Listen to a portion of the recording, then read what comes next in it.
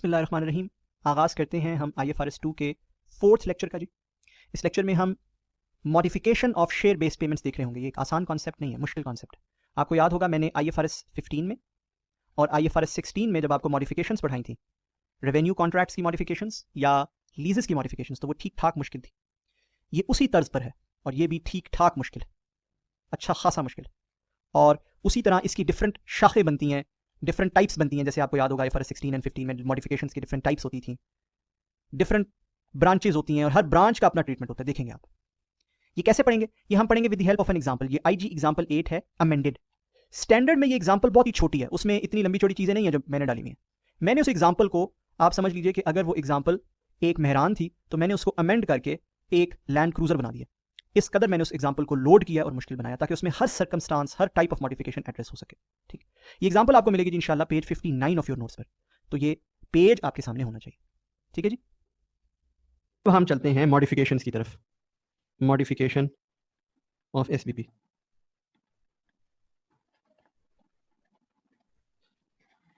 ठीक है, modification of share based payment की तरफ चलते हैं। और modification of share based payment समझने के लिए, पढ़ने के लिए आपको एग्जांपल की जरूरत है। जैसे IG एग्जांपल 8। ठीक है, IG एग्जांपल 8 तो देखिए जरा सब लोग। आई थिंक आपने पढ़ ली होगी और आपको याद ही होगा कि मॉडिफिकेशंस वगैरह जब भी मैं आपको पढ़ाता हूँ किसी भी स्टैंडर्ड में, तो उसके लंबे लंबे टेबल्स होते हैं। And IFRS 2 is no exception. So IFRS 2 में भी एक लंबा सा फ्लो चार्ट है ये जो आपको आना चाहिए। अगेन ये फ्लो चार्ट स्टैंडर्ड में या किसी बुक में नहीं है अनफॉर्चुनेटली, तो यहीं से आपको करना पड़ेगा। ठीक है, अच्छा, now what does this flow chart reflect? ये फ्लो चार्ट क्या है, क्या रिफ्लेक्ट करता है? आपने एग्जाम्पल पढ़ी है सबने, ठीक है। इस एग्जाम्पल में 8 किस्म की मॉडिफिकेशंस हैं, 8 टाइप्स ऑफ मॉडिफिकेशंस। ठीक, मैं आपके साथ एग्जाम्पल पढ़ता हूँ, आपने मुझे बताना है कि ये हर पार्ट किस में बैठता है। ठीक है, मैं आपसे कह रहा हूँ मॉडिफिकेशन जो है शेयर बेस्ड पेमेंट की, वो 2 किस्म की हो सकती है। या तो वो बेनिफिशियल होगी, फायदेमंद होगी काउंटर पार्टी के लिए, काउंटर पार्टी से मुराद दूसरी पार्टी, आपके अलावा दूसरी पार्टी, या वो एडवर्स होगी उसके लिए। अगर वो फायदेमंद होगी तो वो 3 किस्म की हो सकती है। या तो आपने वेस्टिंग कंडीशंस को रिलैक्स कर दिया है, कम स्ट्रिंजेंट कर दिया, हल्का कर दिया ताकि वो आराम से मीट कर सके। या आपने इंस्ट्रूमेंट की फेयर वैल्यू बढ़ा दी है, यानी कि इंस्ट्रूमेंट की एक्सरसाइज प्राइस फॉर एग्जांपल कम कर दिया है, या इंस्ट्रूमेंट को ज्यादा अट्रैक्टिव बना दिया है, उस पर कोई रिस्ट्रिक्शन थी तो वो हटा दी है, कुछ भी। या आपने नंबर ऑफ इंस्ट्रूमेंट ही बढ़ा दिया, आपने कहा आप 100 नहीं अब 200 मिलेंगे। ठीक है, इसी तरह एडवर्स भी इन्हीं 3 कैटेगरीज में हो सकती है। आपने कंडीशन ज्यादा टाइट कर दी है, ज्यादा स्ट्रिक्ट कर दिया है, आपने इंस्ट्रूमेंट की अट्रैक्टिवनेस वैल्यू कम कर दी है, या इंस्ट्रूमेंट्स का काउंट कम कर दिया। क्या ख्याल है, ये प्लस प्लस और माइनस माइनस समझ आ गए हम या नहीं? ठीक है, अच्छा जी, अब मैं सवाल पढ़ता हूँ, आपने मुझे बताते जाना है हर कहाँ फॉल करता है। ठीक है ना जी, जल्दी से जरा।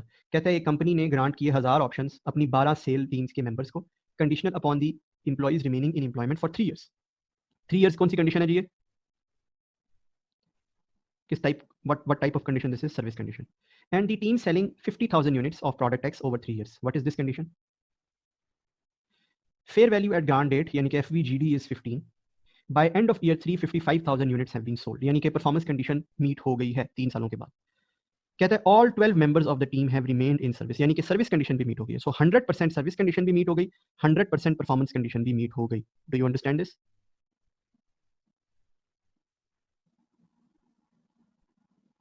ठीक है, calculate the amounts to be recorded if at the start of the year. Start of the year पे क्या होता है? ये आठों के आठों ना बिल्कुल अलग चीजें हैं, आठों के आठों बिल्कुल अलग है। ठीक है, the entity increase the sales target to 100,000। बताएं जी ये कहाँ फॉल करता है आपके ख्याल में? Where does this fall? यहां से कहाँ फॉल करता है? ये एडवर्स है टू दी पार्टी, बिल्कुल ठीक है। This is adverse to the party and this is an adverse change in vesting condition. Everybody understands and agrees with this?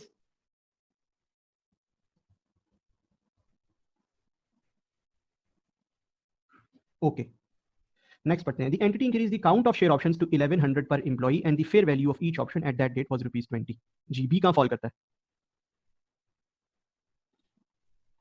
B is beneficial to counterparty. क्या ख्याल है? ऐसे ही है ना? B is beneficial to counterparty. And but beneficial, how is it beneficial? By increasing the number of instruments. ठीक है, आगे चलते हैं। The entity decreased the sales target to 40,000. ये कहाँ फॉल करता है? मेरा ख्याल है यहाँ फॉल करता है। बेनिफिशियल है काउंटर पार्टी के लिए और यहाँ फॉल करता है, बिल्कुल ठीक। अच्छा, the exercise price of the share option is reduced. अच्छा, शेयर ऑप्शन की एक्सरसाइज प्राइस कम कर दी। At that date the fair value of each option with the original and reduced price is ₹20 and 26 respectively. हाँ जी, ये कहाँ fall करता है, ये बताएं। ये कहाँ फॉल करता है? Is it beneficial? D, is D beneficial? Absolutely it is beneficial and it is increasing the fair value of the instrument, बिल्कुल यहाँ फॉल करता है डी। अच्छा, ई कहाँ फॉल करता है? The exercise price of the share option is increased at that date the fair value is 20 and 18 respectively. जी, E कहाँ फॉल करता है? इज इट बेनिफिशियल और is it adverse? It is this, बिल्कुल ठीक। F, the number of share options is increased to 1200 and the target is revised upwards to 55,000. At that date, the fair value of each share option is 20. ठीक, कहता है number of share options is increased to 1200. तो number of options बढ़ा दिए, ये तो beneficial ना हुआ? बोले number of options बढ़ गए, इसको मैं कहता हूँ F1. But at the same time एक और काम भी हुआ, क्या? F2. वो क्या हुआ कि उसने कंडीशन को भी, टारगेट को भी अपवर्ड रिवाइज कर दिया, 55,000 पे ले गया। ठीक है, that date the fair value of each option is 20। बात समझ आ गई या नहीं? अच्छा जी, जी दोनों है इसमें। आगे चलते हैं। जी, the number of share options to be granted were reduced to 800 options per employee. तो ये जी यहां फॉल करता है, बेनिफिशियल सॉरी एडवर्स है, एंड नंबर ऑफ इंस्ट्रूमेंट्स कम हो रहे हैं। अच्छा, H, the number of share options to be granted were reduced to 700 options per employee and in replacement of 300 options the employees were paid 7,000 in cash. Eight that date the fair value of each option is ₹20। ठीक है, तो जी H, H भी यही fall करता है ना, adverse है ना, नंबर ऑफ इंस्ट्रूमेंट्स ग्रांटेड कम हो रहे हैं। क्या ख्याल है? तो आप देख लें, जो मेरी 8 एग्जांपल्स हैं वो इनमें से हर एक में फॉल कर रही हैं, जिसमें से इंटरेस्टिंगली एक एग्जांपल ऐसी है जो at the same time beneficial भी है और एडवर्स भी है, राइट? ये बाय द वे ये स्टैंडर्ड की मिसाल नहीं है, स्टैंडर्ड की मिसाल सिर्फ ऊपर की 3-4 लाइनों तक थी, बाकी नीचे जो 8 के 8 डाले हुए हैं पार्ट्स वो मैंने खुद डाले हुए हैं। अच्छा जी, ये सुन लें जी, ये बड़ी कॉमन एक मिसकंसेप्शन है बच्चों की जी, जो फेयर वैल्यू 20 हो गई है वो बेनिफिशियल नहीं है। एफवीजीडी क्या थी? ये जरा कॉमन मिसकंसेप्शन है, जरा इसको क्लियर कर लें। और ये सिर्फ बच्चों की नहीं है, आप अपने किसी सीनियर से डिस्कस करके देखिए, उनकी भी यही होगी। एफवीजीडी क्या थी? ₹15। अच्छा, स्टार्ट ऑफ ईयर 2 पे फेयर वैल्यू क्या है? स्टार्ट ऑफ ईयर 2 पे फेयर वैल्यू क्या है? 20। अच्छा, ये फेयर वैल्यू जो बढ़ी है, ये क्या हमारी मॉडिफिकेशन करने से बढ़ी है? हमने कोई मॉडिफिकेशन की है उसकी वजह से बढ़ी है? क्या स्टैटिक होती है फेयर वैल्यू शेयर ऑप्शन की? क्या वो साल दर साल, मंथ दर मंथ चेंज नहीं हो सकती? एब्सोल्युटली चेंज हो सकती है। ये जो 15 से 20 गई है, ये कोई हमने चेंज नहीं किया, ये हमने कोई मॉडिफिकेशन नहीं की। It is not us doing it, it is happening on its own. It may have gone from 15 to 12. Would you have called it an adverse modification? No, it's not the result of a modification, right? It is simply the value changing on its own. ठीक है, सो ये जो 20-20 लिखा हुआ है ना, इसका purpose क्या है सवाल में थोड़ी देर में पता चलेगा आपको। इस 20 को लिखने से हरगिज ये मुराद नहीं है कि 15 से उठ के 20 पे चली गई है वैल्यू ना। ठीक है, उसी शेयर ऑप्शन की, same share option with the same exercise price which had a fair value of 15 at grant date now has a fair value of 20 and we have done nothing to bring about this increase. Simple. ठीक हो गया? समझ आ गई या नहीं आई? मैं आपको हर एक की काउंटिंग बताता जाता हूं। सबसे पहले ऐसी मॉडिफिकेशन जिसमें वेस्टिंग कंडीशन रिलैक्स हो रही है, treat the revised condition as original condition. यानी कि आप ओरिजिनल कंडीशन को भूल जाएं। ओरिजिनल टारगेट क्या था? बोले ओरिजिनल टारगेट क्या था? कितने हजार यूनिट करने थे? 50,000। उसको भूल जाएं, अब आपका नया टारगेट ये है। जो भी पार्ट सी में टारगेट सेट हुआ वो नया टारगेट। नया टारगेट पूरा होगा तो ठीक है, नहीं पूरा होगा तो नहीं होगा। ठीक, जो भी पार्ट सी में टारगेट कम होगा यार, बेनिफिशियल है ना, पार्ट सी में टारगेट कम होगा। पार्ट सी में 40,000 टारगेट सेट हुआ है, जो भी पार्ट सी में टारगेट सेट हुआ है वही है, राइट? अच्छा, next, fair value of equity, कोई ऐसी चेंज, बेनिफिशियल चेंज अगेन, जिससे fair value of equity instrument बढ़ जाता है। Record incremental expense for difference between fair values measured at date of modification over remaining vesting period. Remaining vesting period. अब इससे मुराद क्या है? इससे मुराद यह है कि फेयर वैल्यूज में जो भी फर्क है, जितना भी इंक्रीज आया, अब डी में अगर आप गौर करो तो डी में फेयर वैल्यू में कितना इंक्रीज है? इस मॉडिफिकेशन की वजह से कितना इंक्रीज है डी में? पढ़ो, 6 रुपए का इंक्रीज है। किसी ने भी ना मेहरबानी करके इसको 11 रुपए का इंक्रीज नहीं कहना, कि जी पहले 15 थी और अब नए वाले की 26 है तो 11 रुपये का इंक्रीज है। नो, स्टैंडर्ड ये नहीं कहता। स्टैंडर्ड ये कहता है कि ये देखो कि आपकी मॉडिफिकेशन की वजह से कितना इंक्रीज आया, 20 से 26। जो 6 रुपये का इंक्रीज है वो आप रिकॉर्ड कर दो over the remaining vesting period, जो भी पीछे साल बचे हैं उसके ऊपर उस एक्सपेंस को रिकॉर्ड कर लो। Is this understood? इसी तरह यहाँ पे ये कहता है standard, record incremental expense for additional instruments over remaining vesting period. ठीक है, जो भी रिमेनिंग वेस्टिंग पीरियड बचा हुआ। ठीक, यानी कि इन अदर वर्ड्स अगर बेनिफिशियल है तो आप उसको अकाउंट फॉर कर लेते हैं, उसको इंक्लूड कर लेते हैं अपनी कैलकुलेशंस में। आइए फिर हम देखना शुरू करते हैं सी में क्या ट्रीटमेंट होगा। पहले पार्ट सी देखते हैं जी। ईयर 1 2 3 वही ऑलरेडी रिकॉर्डेड, यार ऑलरेडी रिकॉर्डेड मैं पहले क्यों लिख रहा हूँ, दिमाग खराब हो गया। टू डेट, फिर ऑलरेडी रिकॉर्डेड, और फिर फॉर द ईयर, ऐसे ही है। तो पार्ट सी में हमारी कंडीशन चेंज हो गई है। क्या होगा? बहुत सिंपल, देखिएगा प्लीज। 1000 शेयर ऑप्शन थे, 12 लोग थे, 12 में से किसी ने भी छोड़ के नहीं जाना, ऐसे ही है ना।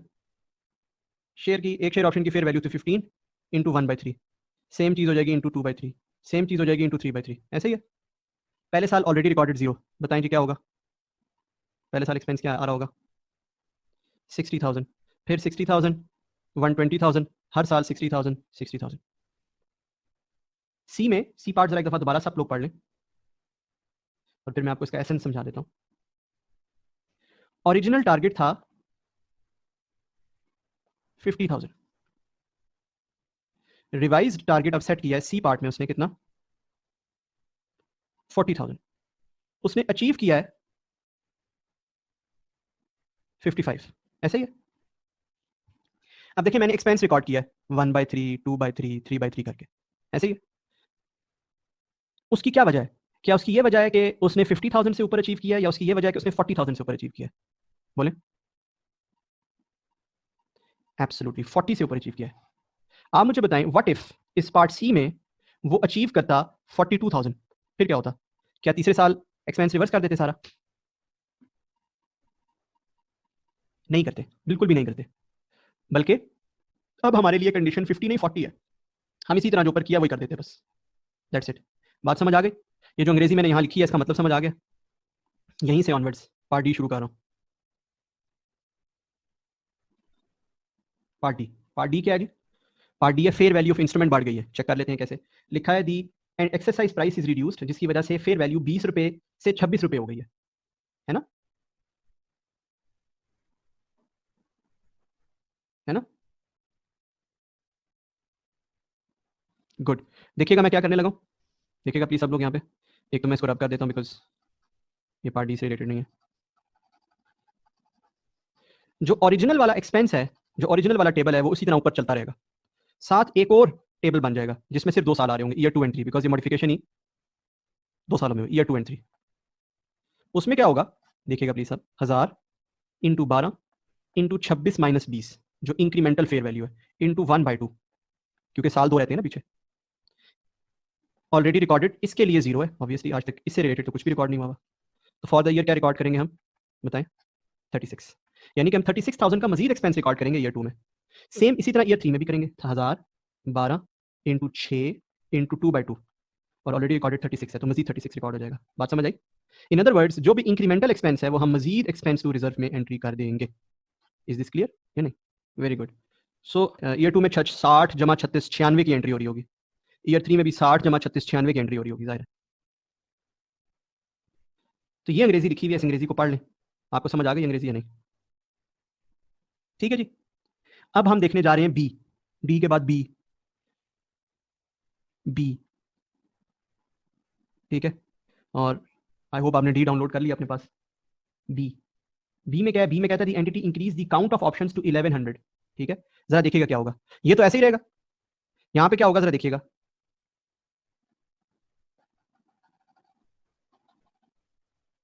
100 एडिशनल ऑप्शंस दिए ना 12 लोगों को, एक ऑप्शन 20 का है, इंटू 1/2, बताएं कितना बनता है?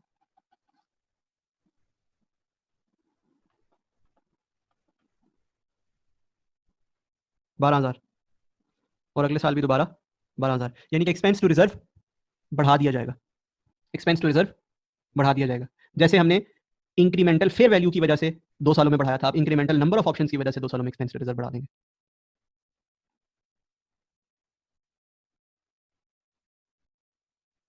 बात समझ आ गई या नहीं? बोले गुड। अब ये पढ़ लें अंग्रेजी, ये अंग्रेजी पढ़ लें, नंबर ऑफ इंस्ट्रूमेंट वाली अंग्रेजी पढ़ लें, आपको समझ आ जाएगी फिर। अच्छा, यहाँ पे मैं एक अंग्रेजी ऐड करने जा रहा हूँ, देखिएगा। असल में जो स्टैंडर्ड में लिखा है वो यहाँ तक कंप्लीट नहीं है, वो है of over remaining vesting period of the modified SBP of, यहाँ पे भी दी मॉडिफाइड एसबीपी। इससे क्या मुराद है? ये जो मैंने दोनों चीजें ब्लू में ऐड की हैं, इससे क्या मुराद है? अब अगर आप अपने पार्ट बी या पार्ट डी देखोगे, ठीक है, तो वहां पे जो एक्सरसाइज प्राइस रिड्यूस की गई है, एक्सरसाइज प्राइस रिड्यूस की गई है, ठीक है ना, उसमें ये नहीं कहा गया कि 3 के बजाय अब 4 साल में मिलेगा, ऐसा नहीं कहा गया है ना, बल्कि अभी भी यही है कि 3 ईयर्स में ही मिलेगा। क्या ख्याल है? या जहां पे नंबर ऑफ ऑप्शंस बढ़ाए गए हैं,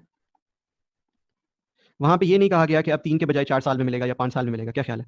बल्कि यही कहा गया है कि 3 साल में ही मिलेगा। ऐसा ही है? देख रहे हो आप क्वेश्चन अपना, है ना? गर्ज ये कि वेस्टिंग पीरियड नहीं बदला गया। बताइए, बोले हैं, है ना? व्हाट इफ के वेस्टिंग पीरियड बदल दिया जाता? सो फर्ज करें जो डी पार्ट है या बी पार्ट है, सॉरी, जिसमें नंबर ऑफ इंस्ट्रूमेंट्स बढ़े हैं, मैंने उल्टा कर दिया, ये डी और वो बी है एक्चुअली, जिसमें नंबर ऑफ इंस्ट्रूमेंट्स या नंबर ऑफ ऑप्शंस बढ़े हैं, ठीक है, जो मैंने आपको सबसे आखिर में कराया, जो लिखा हुआ है बी आपके सामने। फर्स्ट ईयर इसमें ये कह दिया जाता कि इंस्ट्रूमेंट्स तो अब 1100 हो गए, ऑप्शन तो 1100 हो गए हैं, बट ये 1100 ऑप्शन जो हैं ये मिलेंगे 4 साल में, not 3 years, 4 years. Do you understand this point? ये ऑप्शंस आपको मिलेंगे 4 ईयर्स में, नॉट 3 ईयर्स, ठीक है। सेल्स टारगेट आपने वही 50,000 ही पूरा करना है, 3 ईयर्स के अंदर करना है, सब कुछ करना है, वही सब काम, बट ऑप्शंस आपको 4 ईयर्स के बाद मिलेंगे, नॉट 3 ईयर्स। कुछ समझ आ रही है बात या नहीं? बोले ऑलराइट। उस केस में पता हम क्या करते हैं? उस केस में जो नीचे वाला टेबल है ना, जो नीचे वाला टेबल है, ये वाला टेबल, चलिए मिटेगा नहीं है, इसको 2 3 4 कर देते हैं, और यहाँ पे 1/2 के बजाय 1/3, 2/3, 3/3 कर देते हैं। इन अदर वर्ड्स, ये जो इंक्रीमेंटल अमाउंट आ रही है, इसको 2, 3 एंड 4th ईयर के ऊपर रिकॉर्ड करते हैं, जबकि इस ओरिजिनल अमाउंट को ऐसे ही रहने देते हैं। ये ओरिजिनल अमाउंट उन्हीं 3 ईयर्स के ऊपर आ रही है। हालांकि अब कंडीशन पूरी बदल गई है, ऐसा नहीं है कि 1000 जो है वो 3 ईयर्स के बाद मिलेंगे और बाकी 100 जो है वो 4 ईयर्स के बाद मिलेंगे, ऐसा नहीं है। 1100 हैं जो 4 ईयर्स के बाद मिलेंगे, ऐसा है या नहीं? असल में ये सिनेरियो है, ऐसा नहीं है कि 1000 3 ईयर के बाद होंगे और इंक्रीमेंटल 100 जो है वो 4th ईयर में मिलेंगे ना, ऐसा बिल्कुल भी नहीं। बट स्टैंडर्ड क्या कहता है? स्टैंडर्ड ये कहता है कि आपका जो इंक्रीमेंटल 100 है उसको आप 2nd, 3rd and 4th year में रिकॉर्ड कर लें। That's it. Do you understand the point? ठीक है, यहां पे ये जो लिखा है कि incremental expense over the remaining vesting period of the modified SBP, इससे क्या मुराद आप समझ आ गई है या नहीं? वेरी गुड, जबरदस्त। बाकियों को भी समझ आ गई है? Good good. अब आते हैं एडवर्स की तरफ। अच्छा, एडवर्स की अकाउंटिंग जो है ना वो है आसान है, लेकिन है थोड़ी अजीब, मतलब आप देखेंगे तो आप कहेंगे यार ये क्या है, बहरहाल है आसान। वेस्टिंग कंडीशन अगर रिलैक्स कर दी जाए तो स्टैंडर्ड कहता है उसे इग्नोर कर दें। क्या कर दें? इग्नोर कर दें। प्लस अगर कोई रिजर्व रिडंडेंट हो जाता है, रिडंडेंट रिजर्व, उसे कहां ले जाते हैं? रिडंडेंट रिजर्व को कहां ले जाते हैं? रिटेन अर्निंग में।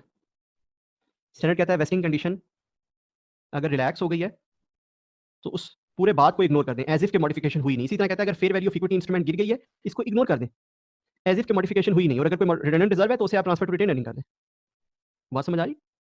अब ये अकाउंटिंग अजीब है लेकिन आसान है, राइट? अच्छा, इस वाले का कहता है इसका आप ट्रीटमेंट करें वही जो कैंसिलेशन के अंदर ट्रीटमेंट किया था, कैंसिलेशन ऑफ दीज इंस्ट्रूमेंट्स वाला ट्रीटमेंट करें। अगर नंबर ऑफ इंस्ट्रूमेंट कम कर दिए जाएं तो जितने इंस्ट्रूमेंट कम किए हैं उनको ऐसे ट्रीट करें as if they are cancelled. ठीक है, आपको याद होगा कैंसिलेशन का ट्रीटमेंट क्या था। ठीक, सो ये है अकाउंटिंग अगर adverse to counter party share based payment की मॉडिफिकेशन हो। आइए जरा हम इसे इन एक्शन देख लेते हैं, पार्ट ए देखते हैं जी। आइए जी, यहाँ पार्ट ए देख लेते हैं। अब ईयर 1 में आप सब ने मुझे बताया था टू डेट की कैलकुलेशन क्या बनती थी, ऑलरेडी रिकॉर्डेड की कैलकुलेशन क्या बनती थी, और फॉर द ईयर क्या रिकॉर्ड होता था, राइट? आप सबने मुझे बताया था वो अमाउंट थी मेरे ख्याल है 60,000। ठीक है, आपने तरीका बताया था मुझे। ईयर 2 में क्या करें? अब पार्ट ए में अगर आप गौर करो तो पार्ट ए में जो कंडीशन है, जो सेल टारगेट है, वो बढ़ा के 1 लाख कर दिया गया है। ठीक है, अब वो तो पूरा होता नजर नहीं आ रहा। क्या करें? ईयर 2 में एक्सपेंस रिकॉर्ड करना डिसकंटिन्यू कर दें। आप ईयर 2 में एक्सपेंस रिकॉर्ड करना डिसकंटिन्यू कर देंगे? नहीं, एक्सपेंस रिकॉर्ड करना डिसकंटिन्यू नहीं करेंगे। ठीक है, आप इग्नोर कर देंगे इस चेंज को। अगर आप इग्नोर कर देंगे तो उससे क्या मुराद होगी? जैसे आपने सबसे पहले अकाउंटिंग की थी वही नॉर्मल अकाउंटिंग हो जाएगी। ठीक है, यहाँ पे जो भी कैलकुलेशन आप लोगों ने बनाई थी, मैं दोबारा नहीं लिख रहा। असलान, मुझे नहीं समझ आया आप क्या कहने की क्या लिखने की कोशिश कर रहे हैं, राइट? हाउएवर ये जरूर होगा कि जब आप ये 3 रिकॉर्ड कर लेंगे तो आपके रिजर्व्स में पड़े होंगे 1,80,000। ठीक है ना, 1,80,000। अब वो 1,80,000 के अगेंस्ट ऑप्शन तो इशू होने कोई नहीं, क्योंकि टारगेट जो रिवाइज टारगेट था वो मीट तो हुआ कोई नहीं। बोले, जो रिवाइज टारगेट था वो मीट तो हुआ कोई नहीं, है ना? तो क्या करें फिर इन रिजर्व्स का, क्या करें? रिटेन अर्निंग में भेज दें, फिर और क्या हो सकता है? रिटेन अर्निंग में फेंक दें रिजर्व्स को उठा के। ये है जी पार्ट ए का ट्रीटमेंट आपके सामने। We have just ignored the modification and we have accounted for as normal.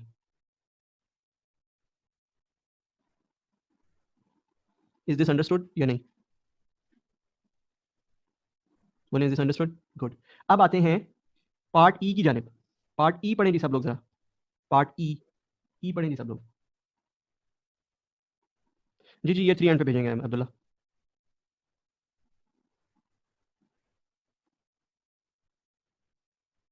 Part ई पढ़ेंगे। एक्सरसाइज प्राइस जो है वो इंक्रीज हो गई, फेयर वैल्यू जो है वो ईच ऑप्शन की रिड्यूस हो गई।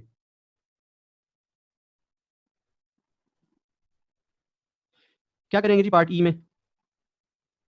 एक्सरसाइज प्राइस कम हो गई है, सॉरी एक्सरसाइज प्राइस इंक्रीज हो गई है, फेयर वैल्यू रिड्यूस हो गई है, क्या करें जी? जवाब है कुछ भी ना करें। 1 2 3, जो फेयर वैल्यू जीडी में थी, ग्रांड डेट पे थी, उस हिसाब से एक्सपेंस रिकॉर्ड हो जाएगा, एक्सपेंस टोटल भी हो जाएगा। यहाँ तो रिजर्व रिवर्स भी नहीं होंगे, यहाँ तो रिजर्व जो 180 के पड़े हुए उनके अगेंस्ट अल्टीमेटली शेयर इशू हो जाएंगे या शेयर ऑप्शन इशू हो जाएंगे। ऐसे ही है ना, यहाँ तो रिजर्व रिवर्स भी नहीं होंगे। क्या ख्याल है?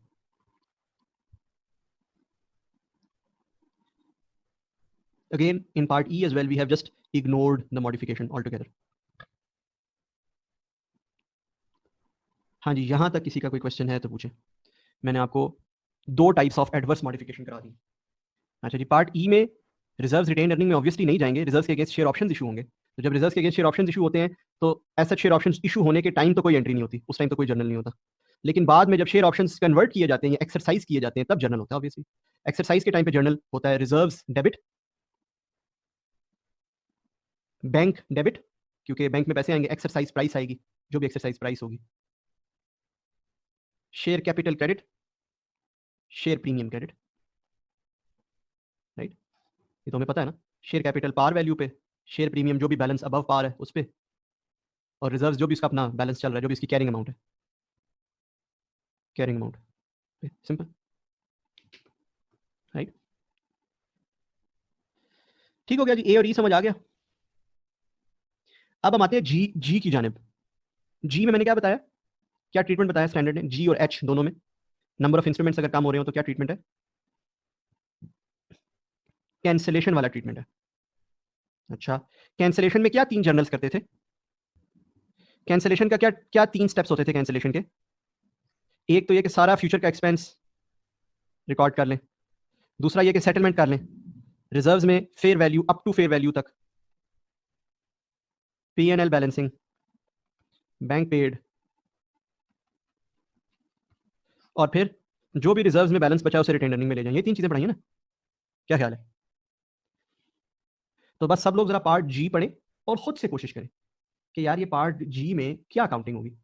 खुद से कोशिश करें जरा, सब लोग पार्ट जी पढ़ें और खुद से कोशिश करें कि क्या अकाउंटिंग होगी। जी बी एच बी, क्या कर लेते हैं जी पार्ट जी में? पार्ट जी का सोल्यूशन क्या होगा जी? ईयर 1 में वही काम हुआ होगा ऑलरेडी, नहीं ऑलरेडी नहीं है, to date already recorded for the year 1 में वही 60,000 रिकॉर्ड हुआ होगा, राइट? अब ईयर 2 में 2 हिस्से हो जाएंगे, ईयर 2 में 2 हिस्से हो जाएंगे। 800 ऑप्शंस की एक्सटेंट तक हम 2/3 करेंगे। जैसे यहाँ क्या हुआ होगा, 1000 ऑप्शंस, 12 इंप्लॉइज, कितने हैं जी, फिर वैल्यू 15 इंटू 1/3, ऐसे ही हुआ था ना, जिसका जवाब ये 60,000 आ रहा है ना। यहाँ ये होगा कि 800 ऑप्शंस की एक्सटेंट तक इंटू 12 इंटू 15 इंटू 2/3 होगा, जबकि बाकी 200 ऑप्शंस के साथ क्या होगा, इंटू 12 इंटू 15 इंटू बोले 3/3। क्या वजह थी 3/3 की? सारे का सारा फ्यूचर एक्सपेंस अभी मैं फौरी तौर पे रिकॉर्ड कर चुका हूं। ठीक है जी, ओके गुड। ऑलरेडी रिकॉर्डेड 60,000 था। इन दोनों का सम क्या बनता है, इसका और ऊपर वाले का मिला के, उसमें से 60,000 माइनस करके फॉर द ईयर बताएं।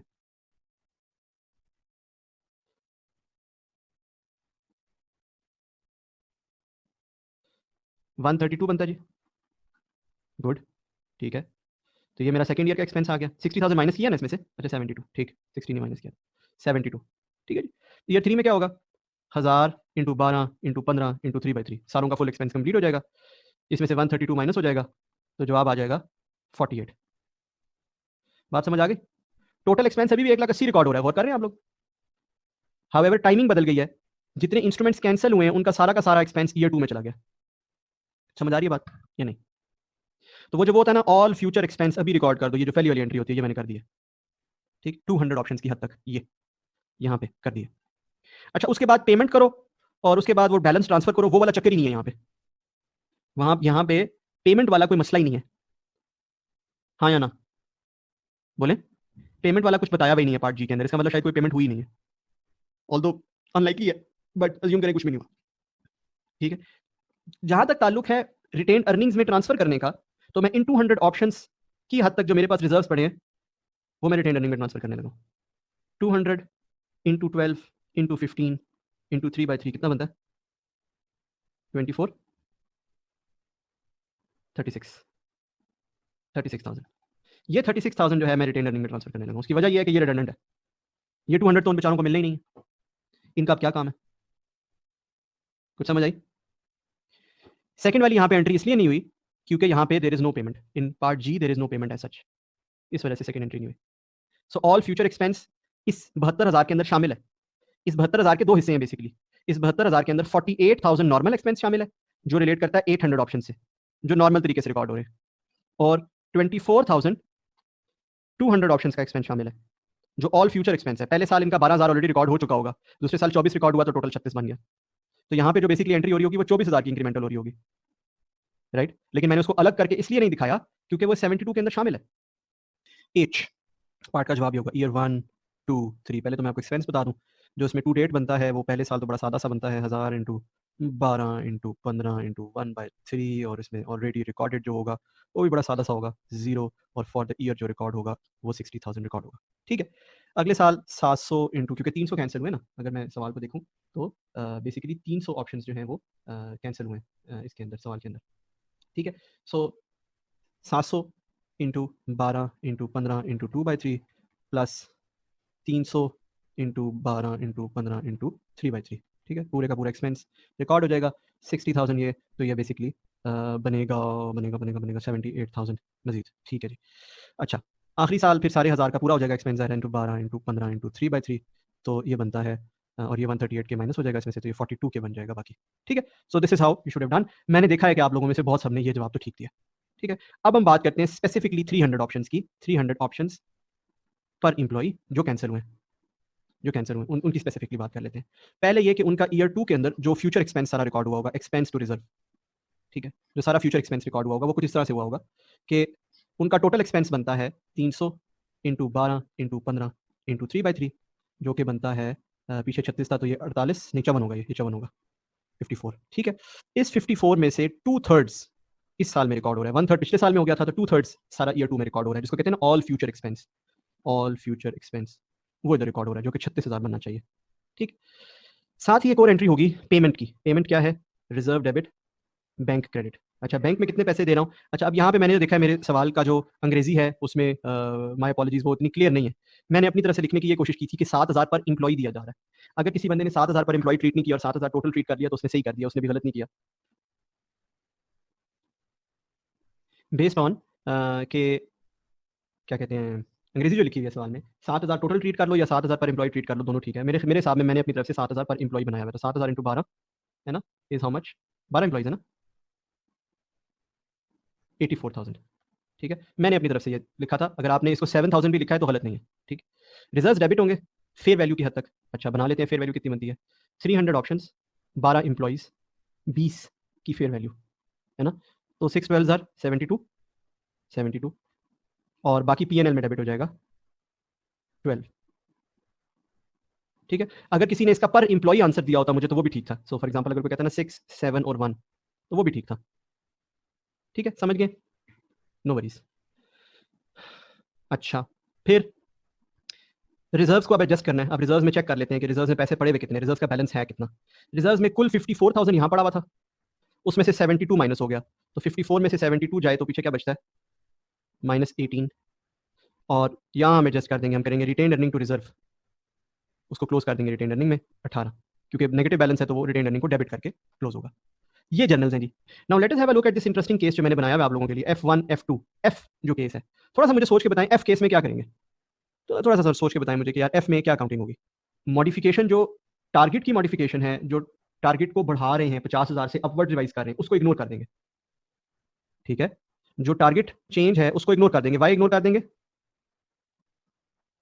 क्यों इग्नोर कर देंगे, because it is adverse. However जो इंक्रीज ऑप्शंस हैं उनको ले लेंगे। ठीक है, over remaining vesting period of modified SBP, absolutely this is how you do it. ठीक है, सो ईयर 1 2 3 टू डेट क्या है वो आपको पता है, ऑलरेडी रिकॉर्डेड क्या है वो आपको पता है। टू डेट था 1000 इंटू 12 इंटू 15 इंटू 1/3 0 और 60, राइट। यहाँ पे टू डेट क्या होगा, यहाँ पे होगा 1000 इंटू 12 और सो ऑन, आपको पता ही है ये सारा। जो इजाफी 200 है उसके साथ क्या करेंगे, 2 3 200 है 300 है 200 है 1200 पे जा रहे हैं ना, 200 इंटू 12 इंटू 20, क्योंकि इसकी फेयर वैल्यू 20 है, into 1/2, 200 into 12 into 20 into 2/2 already recorded, इसमें से माइनस करेंगे और फॉर द ईयर की वैल्यू बना देंगे, और ये इंक्रीमेंटल एक्सपेंस होगा ईयर 2 और ईयर 3 के अंदर रिस्पेक्टिवली। ठीक है, समझ आइए। इसका मतलब है कि अगर दो मिलके आ जाएं तो कोई स्पेशल ट्रीटमेंट नहीं है, दोनों का रिस्पेक्टिव ट्रीटमेंट है। एडवर्स वाली इग्नोर कर दी है और नंबर ऑफ ऑप्शंस बढ़ाने वाली वो ट्रीटमेंट कर लिया, जो नंबर ऑफ ऑप्शन बढ़ाने का होता है ट्रीटमेंट, जो हमने पहले भी किया था। समझ आइए बात या नहीं।